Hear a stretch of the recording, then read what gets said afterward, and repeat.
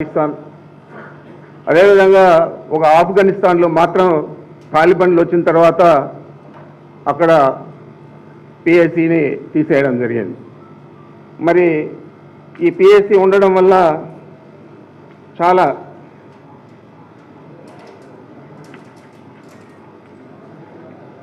మనం గతంలో అనేక కుంభకోణాలన్నీ కూడా వెలికి తీసిందంతా కూడా పిఎస్సి కమిటీనే అని చెప్పి ఉదాహరణ కొన్ని చెప్తున్నాను. బొఫర్స్ కుంభకోణం వచ్చి 1980 చివరిలో 1990 మొదటి అప్పుడు స్వీడన్ సంస్థ బొఫర్స్తో నిధులు దుర్వినియోగం చేశారని చెప్పి పిఎస్సిని ఆ రోజు చైర్మన్గా ఉన్న చంద్రజిత్ యాదవ్ వెలికి తీశాడు. అదే 2G స్పెక్ట్రమ్ 2010 ప్రారంభంలో ఆ రోజు మురళీ మనోహర్ జోషి దాన్ని వెలికి తీశాడు. అదేవిధంగా సుప్రీంకోర్టు 122 టెలికాం లైసెన్సులు మన పబ్లిక్ అకౌంట్స్ కమిటీ రిపోర్ట్ను బట్టి క్యాన్సిల్ చేసింది. కోల్గేట్ అని చెప్పి 2010 మధ్యలో వచ్చిన కోల్ అలొకేషన్ స్కామ్ కూడా పిఎస్సినే బయటకు తీసింది. కామన్వెల్త్ గేమ్స్లో చాలా అవినీతి జరిగింది 2010లో అంటే అప్పుడు కూడా పిఎస్సినే వెలికి తీస్తుంది. ఈ విధంగా ఒక రెస్పాన్సిబిలిటీ తీసుకొని ప్రభుత్వంలో ఏది కూడా నిధుల దుర్వినియోగమో లేకపోతే ఇతరత్ర అవినీతి కార్యక్రమాలు జరగకుండా ఒక వాచ్ డాగ్గా పనిచేస్తూ ఉంది. మరి ఇలాంటివి మన రాష్ట్రంలో తీసుకుంటే కంబైన్డ్ స్టేట్లో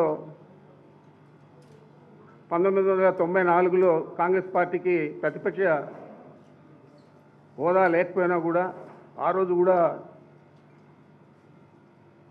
పిఎస్సి చైర్మన్ పదవి అప్పుడు శాసనసభ్యురాలుగా ఉన్న గీతారెడ్డికి ఇవ్వడం జరిగింది.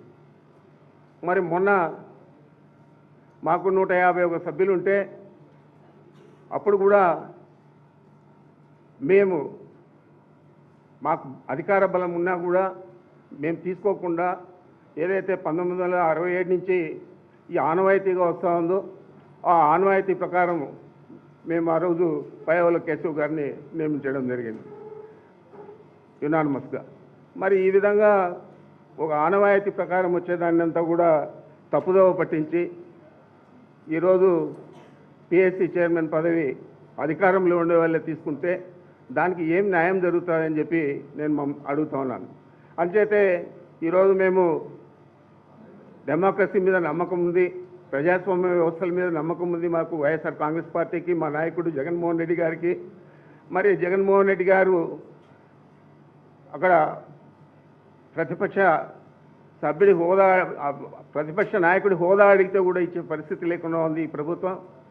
అదేవిధంగా ఈరోజు అతను కోర్టులో వేస్తే దానికి ప్రభుత్వం రిప్లై కూడా పిటిషన్ ఇవ్వలేదు.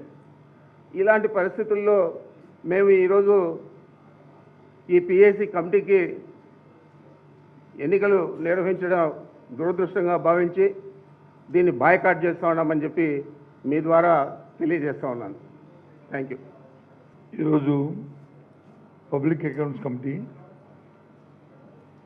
పబ్లిక్ అండర్టేకింగ్ కమిటీ 3 కమిటీలకు వచ్చి ఈరోజు నామినేట్ చేయడం జరిగింది. ఈ నేపథ్యంలో ముఖ్యంగా పబ్లిక్ అకౌంట్స్ కమిటీ ఏదైతే ప్రజాపతిల సంబంధించిన కమిటీ ఏదైతే ఉందో ఆ కమిటీలో మేము కూడా మా పార్టీ తరఫున పెద్దిరెడ్డి గారిని పెద్దిరెడ్డి రామచంద్రరెడ్డి గారు నామినేట్ చేయడం జరిగింది. సాంప్రదాయ ప్రకారం 1967 నుంచి కూడా నేటి వరకు మన రాష్ట్రంలోనే కాదు భారతదేశంలో ఉన్న అన్ని రాష్ట్రాల్లో కూడా దాంతోపాటు కేంద్రంలో ఉన్న పార్లమెంట్లో జరిగిన వివిధ సందర్భాలు వివిధ నేపథ్యాల్లో కూడా ప్రతిపక్షానికి ఈ పదవి ఇవ్వడం అనేది ఏదో పదవి అలంకారప్రాయం కోసం కాదు.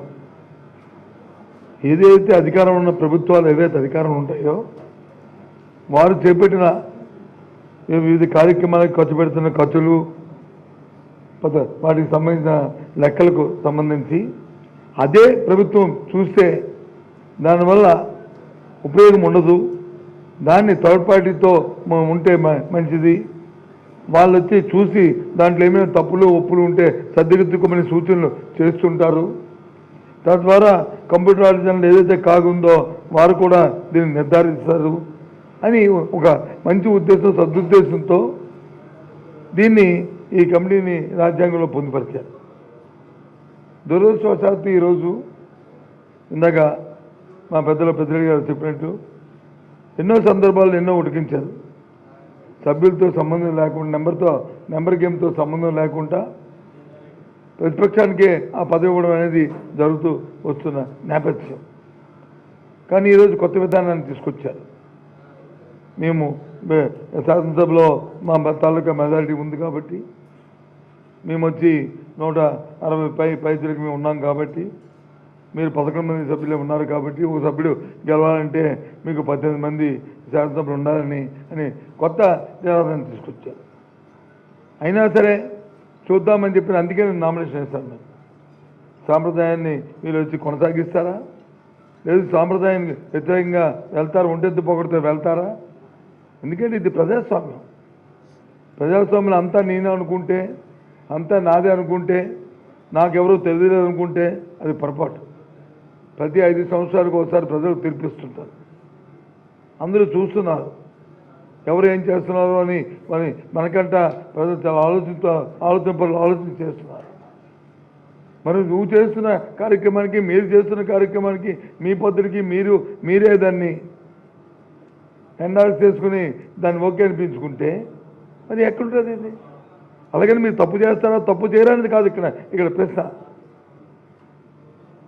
మన తాలూకా సాంప్రదాయం అది. ఎందుకు ప్రతి సంవత్సరం సామాన్యుడు ఒక ఆడిట్ చేసుకుని లెక్కలు పెట్టినప్పుడు ఒక ఆడిట్కి ఇచ్చి ఆడిట్ ద్వారా ఎందుకు పెట్టించుకుంటాం? అడిగితే ఎందుకు అకౌంట్ పెట్టి చేస్తారు? ఇది ఒక సాంప్రదాయంగా వస్తున్న ఒక సెకండ్ ఇది. కానీ ఇవాళ చాలా దురదృష్టం. మన దేశంలో రాష్ట్రాల్లోనే కాదు, ప్రపంచంలో అన్ని దేశాల్లో కూడా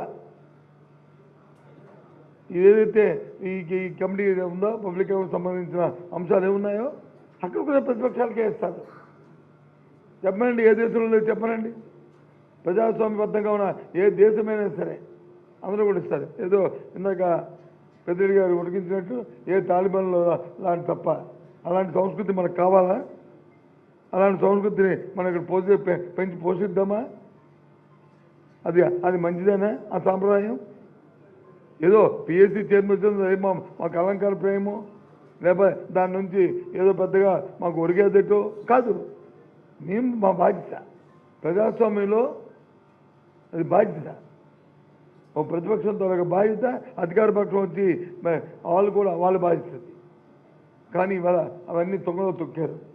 ప్రజాస్వామ్యం లేదు, మా ఎస్ఆర్ రాజ్యం అని చెప్తున్నాను. దయచేసి రాష్ట్ర ప్రజలందరూ కూడా అదే 2G స్పెక్ట్రమ్ 2010 ప్రారంభంలో రాష్ట్ర ప్రజలందరూ కూడా ఆ రోజు మురళీ మనోహర్ జోషి దాన్ని వెలికి తీశాడు. ఇది మంచి సాంప్రదాయమా అని కోరుతున్నాను. అదేవిధంగా రాబోయే తరానికి ఏం సమాధానం చెప్తుందో ఆలోచించే సుప్రీంకోర్టు 122 టెలికాం లైసెన్సులు మేము వచ్చి ఇవాళ మన పబ్లిక్ అకౌంట్స్ కమిటీ రిపోర్ట్ను బట్టి క్యాన్సిల్ చేసింది. వాటికన్నింటినీ కూడా మేము అందరం కోల్గేట్ అని చెప్పి 2010 మధ్యలో వచ్చిన విషయాన్ని కోల్ అలొకేషన్ స్కామ్ కూడా విషయం మీ ద్వారా పిఎస్సీనే బయటకు తీసింది. న్యాయ నియంత్రణ ప్రదే రేపు కామన్వెల్త్ గేమ్స్ లో చాలా అవినీతి జరిగింది 2010లో. అంటే అప్పుడు కూడా అధికారం వచ్చినప్పుడు అధికారంతో పిఎస్సీనే వెలికి తీసింది. ఈ విధంగా ఒక రెస్పాన్సిబిలిటీ తీసుకొని ప్రభుత్వంలో ఏది కూడా నిధుల దుర్యోగమో లేకపోతే ఇతరత్ర సాంప్రదాయం కాదనేది అవినీతి కార్యక్రమాలు జరగకుండా ఒక వాచ్ పనిచేస్తా ఉంది. ఇలాంటివి రూల్స్ చెప్పండి. మీకు తెలిసిన రూల్స్ చెప్పండి. వాళ్ళు చెప్పిన రూల్స్ చెప్పండి స్వామి. వాళ్ళు చెప్పిన రూల్స్ చెప్పండి స్వామి. 1994లో కాంగ్రెస్ పార్టీకి ప్రతిపక్ష హోదా లేకపోయినా కూడా ఆ రోజు కూడా మరి ఇద్దరు సభ్యులు ఉన్నప్పుడు పార్లమెంట్ లో అప్పుడు శాసనసభ్యురాలుగా ఉన్న నెగోషియేషన్ బట్టి సాంప్రదాయం బట్టి ఆలోచన ఉంటుంది. మాకు 150 సభ్యులు ఉంటే అప్పుడు కూడా వాళ్ళు అయిపోతారు కదా, మేము ఒక ఖాళీ పెట్టి సరిపోయింది కదా, అధికార బలం ఉన్నా కూడా ఆటోమేటిక్గా అయిపోయింది కదా. తీసుకోకుండా ఏదైతే 1967 నుంచి ఈ ఆనవాయితీగా వస్తా ఉందో ఆ ఆనవాయితీ ప్రకారం ఎదురైతే మేము ఆ రోజు పైవల కేశవ్ గారిని నియమించడం జరిగింది. అది పోటీ లేదు కదా దానికి, యునానిమస్ గా. మరి ఈ విధంగా పోటీ లేదు, ఆనవాయితీ ప్రకారం పోటీ వచ్చేదాన్ని ఉంటే కదా, పోటీ ఉంటే మేము దూరం అని చెప్పాం. ఈరోజు పిఎస్సి చైర్మన్ పదవి అధికారంలో ఉండే వాళ్ళకి ఏదైనా సరే దానికి ఏం న్యాయం జరుగుతుందని చెప్పి నేను అడుగుతా ఉన్నాను. ఇప్పుడు దీనికి కూడా ఈరోజు మేము అయిపోయారు అనుకో, మేము డెమోక్రసీ మీద నమ్మకం ఉంది, ప్రజాస్వామ్య వ్యవస్థల మీద నమ్మకం ఉంది మాకు. వైఎస్ఆర్ కాంగ్రెస్ పార్టీకి, మా నాయకుడు జగన్మోహన్ రెడ్డి గారికి. మరి జగన్మోహన్ రెడ్డి గారు అక్కడ ఇంకా అది అడిగాను అనుకోండి, చూడండి విపక్ష నాయకుడి హోదా అడిగితే కూడా ఇచ్చే పరిస్థితి లేదు. ఇప్పటికే అదే విధంగా ఇప్పటికే కోర్టులో వేస్తే మేము దానికి ఇప్పటికే గుర్తింపు ఇవ్వలేదు. ప్రభుత్వం రిప్లై కూడా ఏంటి పిటిషన్ కాదు.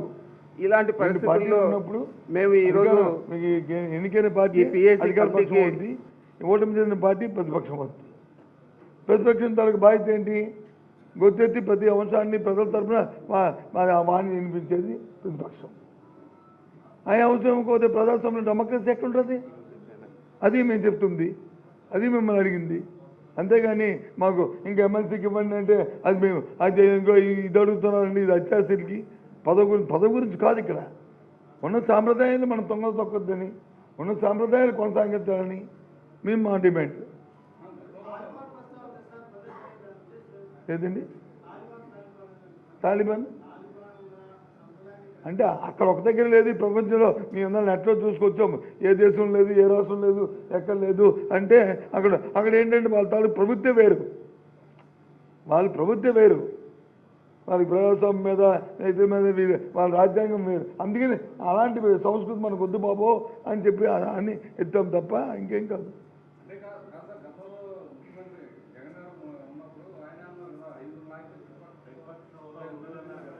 సార్ ఇగో చెప్తానంటా ఒక విషయం ఆయన అన్నారు, లాగారు, చేశారు, చేశారు అన్నారు కదా, చేశారా?